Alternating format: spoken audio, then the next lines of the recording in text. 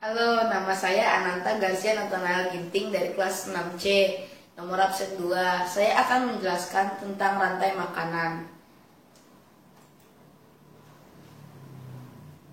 Yang pertama, saya akan menjelaskan tentang apa itu rantai makanan. Rantai makanan adalah proses di mana makhluk hidup saling makan-memakan untuk mempertahankan kelangsungan hidupnya. Rantai makanan ini sebenarnya adalah bagian dari ekosistem yang tidak bisa dipisahkan, karena setiap ekosistem terdiri dari makhluk hidup yang saling berhubungan. Yang kedua, saya akan menjelaskan tentang komponen dalam rantai makanan. Rantai makanan biasanya terdiri dari produsen, konsumen, dan pengurai. Yang pertama, saya akan menjelaskan tentang produsen. Produsen dalam rantai makanan adalah makhluk hidup yang dapat membuat makanannya sendiri. Dan yang kedua, saya akan menjelaskan tentang konsumen. Konsumen adalah makhluk hidup yang mendapatkan makanan dari makhluk hidup lain. Di dalam rantai makanan terdapat konsumen tingkat 1, 2, 3, dan seterusnya. Biasanya konsumen tingkat 1 adalah herbivora atau pemakan tumbuhan. Dan konsumen tingkat 2, 3, dan seterusnya biasanya adalah hewan karnivora atau pemakan daging. Biasanya juga adalah omnivora atau pemakan segala.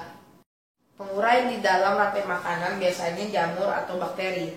Sisa-sisa makanan atau bangkai hewan akan diuraikan menjadi komponen penyusun tanah, unsur hara yang membuat tanah menjadi subur dan berguna bagi tumbuhan. Pada kesempatan ini, saya akan menjelaskan proses rantai makanan di dalam ekosistem sawah. Rantai makanan ekosistem sawah yang akan menjadi dekompos menjadi produsen adalah padi. Yang akan menjadi konsumen 1 adalah tikus tanah. Yang akan menjadi konsumen tingkat 2 adalah ular sawah. Yang menjadi konsumen tingkat 3 adalah elang. Dan terakhir, yang akan menjadi dekomposer atau pengurai adalah elang. Dalam pertama-tama, konsumen 1 akan memakan makanan dari produsen atau padi. Dan setelah itu, konsumen 1 akan dimakan oleh konsumen 2, yaitu ular sawah. Dan berikutnya, elang atau konsumen tingkat 3 akan memakan ular sawah yang menjadi konsumen tingkat 2. Saat elang mati, dekomposer akan mengurainya, dan jika elang mati dan menjadi bangkai hewan, maka bangkai tersebut akan diuraikan oleh dekomposer atau bakteri menjadi komponen penyusun tanah dan unsur hara yang membuat tanah menjadi subur dan berguna untuk tumbuhan. Dan dampak jika satu populasi turun, saya akan mengambil contoh seperti jika populasi konsumen 2, yaitu ular, menurun atau berkurang jumlahnya, akan seperti ini.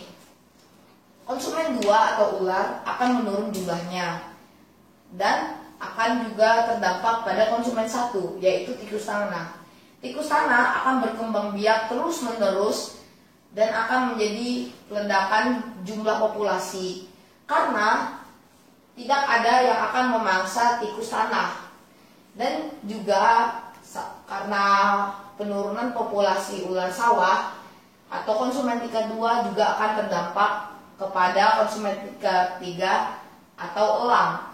Elang akan menurun populasinya karena elang tidak akan mempunyai makanan, sebab ular sawah menurun, jadi makanan elang akan tiada.